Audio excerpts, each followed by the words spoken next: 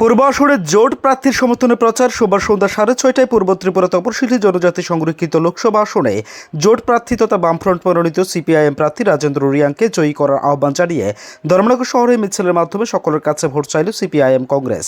এই মিছিলে উপস্থিত ছিলেন জোট প্রার্থী রাজেন্দ্র রিয়াং, সিপিআইএম রাজ্য কমিটির সদস্য পবিত্র কর, জোটের উত্তর জেলার যুগ্ম আহ্বায়ক অমিতাভ দত্ত, দলের ধর্মনগর মহকুমা সম্পাদক অভিজিৎ দে, কংগ্রেস নেতা চয়ন ভট্টাচার্য প্রমুখ। এই মিছিল ধর্মনগর সিপিআইএম জেলা কার্যালয় থেকে বের হয়ে শহরের বিভিন্ন এলাকা পরিক্রমা করে পুনরায় জেলা কার্যালয়ে গিয়ে মিলিত হয়, যেখানে দলীয় কর্মী সমর্থকদের সামনে নির্বাচনের বিস্তারিত নিয়ে আলোচনা রাখেন জোট প্রার্থী।